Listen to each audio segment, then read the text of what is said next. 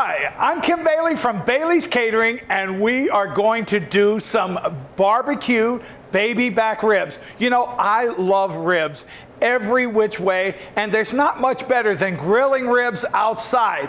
But for a quick and easy rib, a baby back rib is awesome, and you can do it inside, and it just takes minutes. And if you want to do it this way, then finish them off on the grill, you can.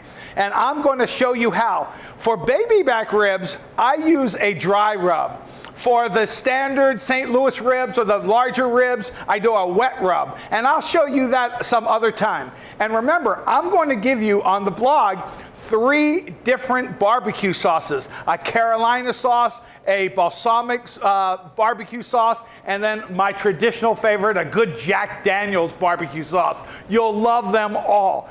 So I'm going to show you how to prepare the baby back ribs. First, you want a good Danish baby back ribs. This is what we use in the restaurant. So always it's got a lot of meat, also has some fat on there, but you are really going to enjoy it.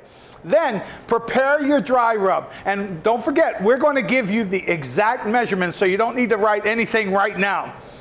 Oh, I just love ribs. We got some brown sugar, some black pepper, some salt, some onion powder, garlic powder. Now, I use the dry powders as opposed to the actual ingredients. Just has a little more bite to it. It keeps the dryness, and it's perfect. Some cumin, some cayenne pepper, and last of all, some chili powder. I know we're not making chili here, but at the same time, it's got a really good flavor.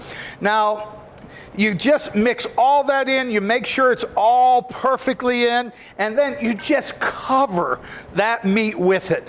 And it is awesome, absolutely incredible. Now the thing is, in preparing ribs, you want to make sure you have the dry rub completely on it and press it down because I like that flavor. The other thing is, just marinate it and let that sit for, I'd say, at least 2 hours. You can even do it the night before. Then you put it in a hotel pan like this. It could be a casserole dish. It's got to be long enough because you don't want to overcrowd them. You're putting it in the pan, and then you're basically cooking it at 325 degrees. And they could take, depending on how many that you have, an hour and a half, 2 hours. I'd say 2 hours is a really good time. But don't forget, you want to make sure that you put aluminum foil over the pan and crimp it really good so no air can get in there.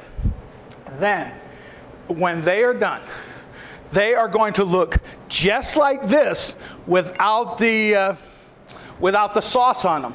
So these have already been cooked. And then I'm a sauce guy.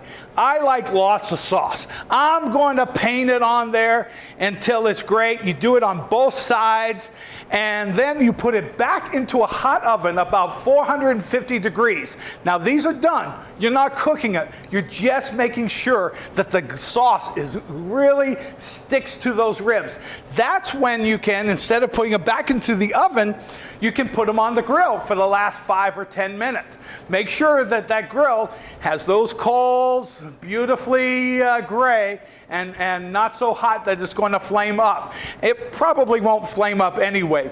You know, we do a radio talk show every Saturday from 2 to 3 p.m. on WWBA, and that's AM 820 News. That's AM on 820 on the AM dial. You'll love it. We have chefs, farmers, and all kinds of great people talking about what else? Food talk.